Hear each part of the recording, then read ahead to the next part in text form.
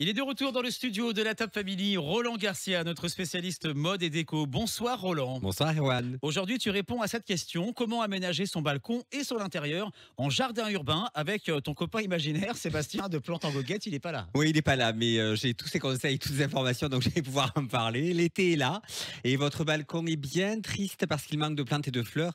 Mais attention, ô toi jardinier en herbe, tu ne peux pas faire tout et n'importe quoi. À moins de te retrouver avec un balcon qui ressemble plus à un désert qu'à un oasis.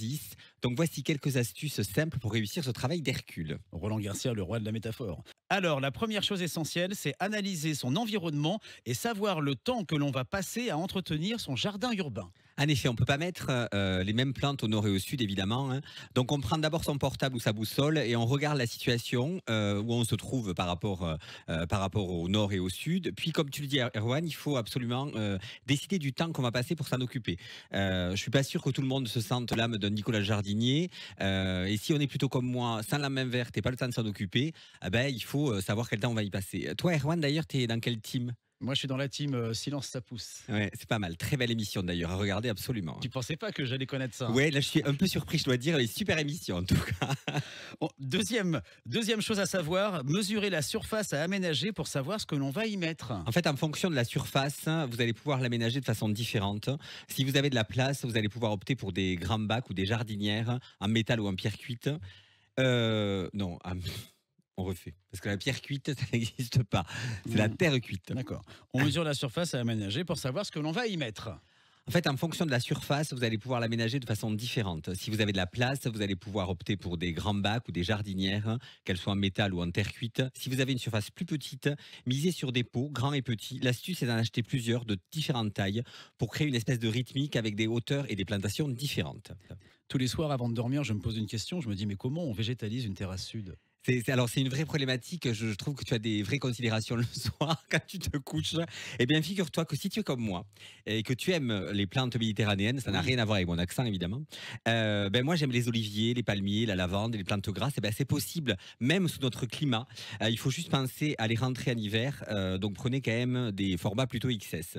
Et si vous préférez une ambiance plus fleurie et campagne, vous allez plutôt mettre en place des plantes grimpantes comme des rosiers dans des grands pots, des clématites. Vous savez, tu sais, c'est Erwan, c'est ces petites fleurs coloré à 4 pétales, ou encore du jasmin qui est très bohème. J'adore aussi dans ce type de jardin mettre des tulipes, elles apportent beaucoup de style. Et si vous aimez cuisiner, créez-vous un petit potager avec des fraises ou des tomates cerises et surtout des plantes aromatiques comme le basilic. On a parlé du sud, donc forcément sur une terrasse au nord, qu'est-ce qu'on met? Alors la terrasse au nord, elle va avoir une ambiance beaucoup plus romantique. Ça va être à base de feuillage que vous allez pouvoir mettre en place. C'est genre un peu mystique, tu sais, avec ses fougères, un petit monde comme ça. Il existe tout plein de couleurs et de variétés différentes. Et puis il y a un arbuste que j'aime beaucoup, c'est l'érable du Japon. Tu connais, Erwan, l'érable du Japon? Non, pas du tout. Pourtant, tu regardes Silence, ça pousse. Eh bien, l'érable du Japon, en fait, c'est ce magnifique arbuste avec les couleurs qui évoluent au fil des saisons. C'est un arbuste un peu rouge comme ça.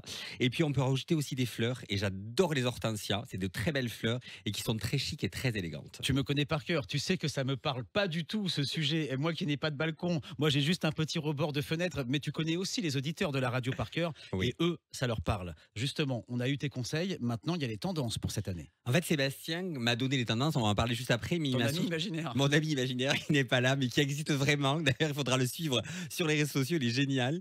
Mais il m'a précisé que les plantes se choisissent d'abord à l'instinct ou au coup de cœur, hein. Mais si on doit choisir une tendance forte cette année, c'est le retour à cette ambiance de jardin anglais. C'est un retour à la série que j'aimais beaucoup qui s'appelait Downton Abbey, avec des mobiliers en rotin blanc ou bleu ciel et des plantes vivaces. C'est cet esprit un peu anglais où les plantes sont un peu dans le fouillis, mais c'est une folie qui est apprivoisée. Et puis surtout, Erwan, tu sais qu'on peut aménager son balcon ou son intérieur avec des plantes à un petit budget parce qu'on peut commencer avec 100 € et avoir quelque chose de vraiment très très sympa. Donc si vous avez des questions, à mon ami imaginaire qui s'appelle Sébastien, qui n'est pas là évidemment, allez sur son site qui s'appelle plante avec un S, plante _ goguette pour découvrir tout l'univers de Sébastien et n'hésitez pas à lui poser des questions. J'imagine qu'on le retrouve sur les réseaux aussi, Sébastien. Absolument, et puis on le retrouvera sur mes réseaux sociaux évidemment, sur Maison Marga que tu connais par cœur. Maison Marga, puisque tu es styliste d'intérieur, donc tu sais de quoi tu parles avec cette chronique et avec ce thème. Moi, j'ai rien compris, mais le principal, c'est que les auditeurs aient tout compris. Ce qu'on va faire, c'est que je vais demander à Sébastien, mon ami qui ne sera pas imaginaire pour le coup, de venir chez toi pour aménager ce petit espace. Qu'est-ce que tu en penses? On n'ouvre pas la fenêtre chez moi, sinon le chat il sort. Donc ça sert à rien d'aménager l'espace. New Best Store. Jamais. Oh là là. À la semaine prochaine. À la semaine prochaine, Erwan.